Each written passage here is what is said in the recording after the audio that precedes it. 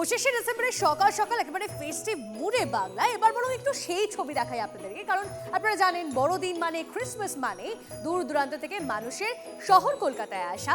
Victoria, চিড়িয়াখানা, eco park সব জায়গায় ভিড়ে ভিড়াক্কার।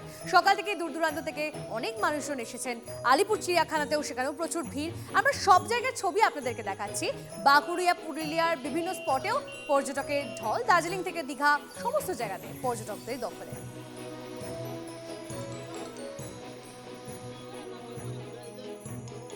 আজকের এই তো মা বাবা আসেনি অ্যাকচুয়ালি, মামি মামা বোনদের সাথে জুতে। আর এরপরে চার্চে যাব বিকালে। চার্চ খাওয়া দাওয়া তো আছেই, পিকনিক হবে এখানে, পরোটা মাংস অনেক কিছু।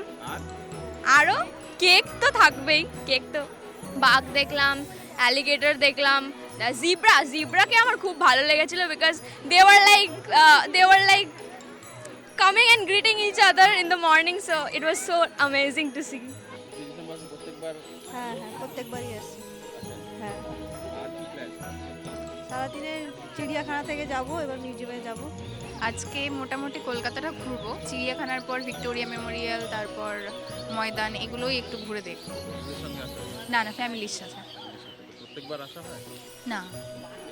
হ্যাঁ শীতটা তো এবার ভালোই বোঝা যাচ্ছে, আর কলকাতা থেকে তো আমাদের ওখানে যেহেতু গ্রাম, ওটা আরোই বেশি ঠান্ডা লাগে। তো এবার ওই জন্য প্ল্যান করা হয়েছে যে সবাই ফ্যামিলি নিয়ে ঘুরতে আসবো। তো দেখেছি এসেই শিম্পাঞ্জি দেখেছি, ওখানে ভাল্লুক দেখলাম, উট পাখি দেখেছি। এগুলোই দেখা হচ্ছে, পরপর আরও দেখা হবে।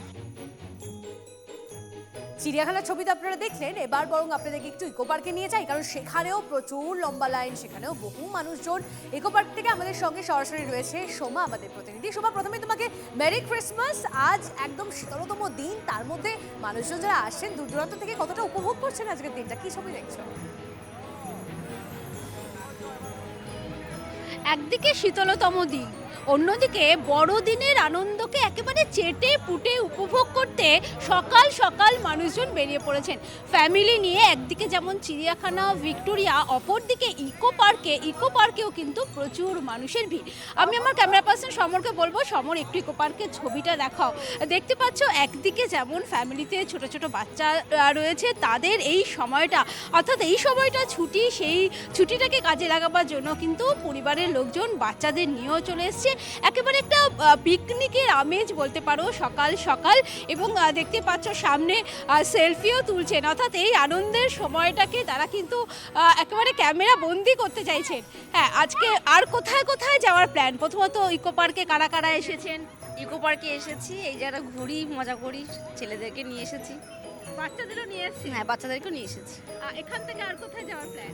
আর কোথাও যাওয়ার প্ল্যান নেই, এখানেই আছি। হ্যাঁ, ইকো পার্কটাই এত বড়, কেমন লাগছে? খুব ভালো লাগছে, আজকে ছুটি পেয়েছি, এখানে এসেছি, পুরোটা ঘুরে দেখবো, সবাই ফ্যামিলির লোকজন এসেছি, খুব ভালো লাগছে। টয় ট্রেন বা সামনেই দেখতে পাচ্ছি বোট, সব একদম সব মজা, একদম সব কিছু চড়বো। এখানে একদিকে যেমন বোট রয়েছে, অন্যদিকে কিন্তু এখানে প্রচুর কিছু আছে। আমি একটু দেখাই, এখানে বনভোজনের মতো কিন্তু আয়োজন, অর্থাৎ পিকনিকের আমেজ, সেটাও কিন্তু মানুষজন জানতে চাইছে। পিকনিক মানে ভরপুর খাবার দাবার, একটু যদি কথা বলা যায়। হ্যাঁ, আমি অবশ্যই একটু কথা বলার চেষ্টা করব, অনেকেই রয়েছেন এখানে। হ্যাঁ বলুন, আজকে একটা পিকনিকের আমেজ দেখতে পাচ্ছি, কি কি ব্যবস্থা এখানে, কি কি খাওয়া দাওয়ার ব্যবস্থা?